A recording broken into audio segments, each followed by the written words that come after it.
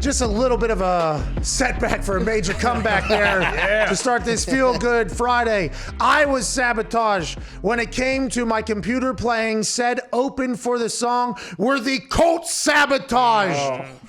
People are asking.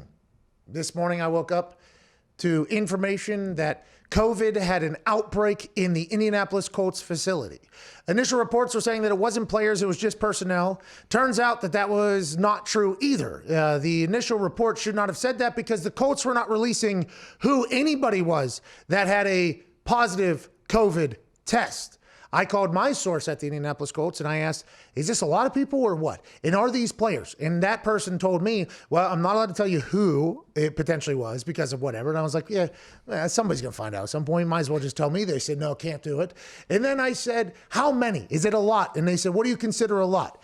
And I said, I don't know, a lot. And they said, it's less than 5. And I was like, okay, that's not a lot then, by the way. If it's less than 5, that's not a lot. Then about 20 minutes after that conversation, it came out. Doesn't fucking matter.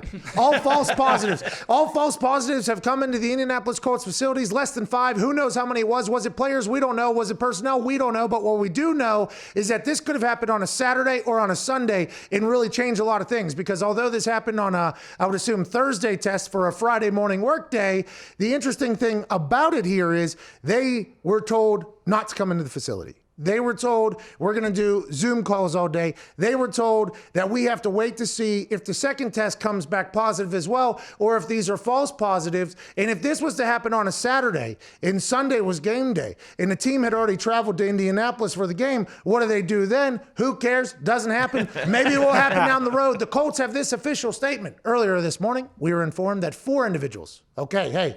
There it is.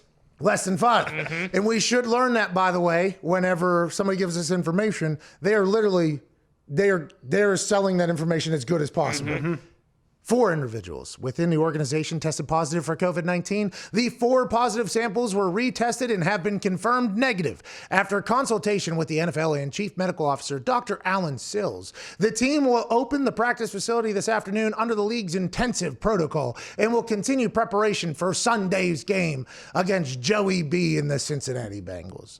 So that means now Fast Friday will be moved to the afternoon, which I'm sure all players love, but this year you can't really mind or be upset about absolutely anything. They were going to do the entire day virtually, and I would assume that the 4 people that tested positive were pretty important to the operation because they were so hush-hush on who it was. Now that they're false positives, what do? I guess we just move on and act like nothing happened because so what, now what? Nobody's going to care that they potentially had to miss one day of practice, which is Friday, which is your least work day. Now they just got to go on and get ready for the Cincinnati Bengals. I was a little bit upset about the possibility of Phil Rivers not being able to play catch with his players because it seems like on a regular basis he's been playing catch with the other team's players. And we need every single day of practice, but if the Titans showed us anything for these professional athletes, it does not matter. And COVID's side effect might be that they get better at football. I was going to hammer the Colts after that. Now that it's all false positives, I'm going to have to reconsider what we got going on because -8 is a lot of points. This is just another distraction in a distract-filled year for the NFL and for the Colts. They'll figure out how to get through it,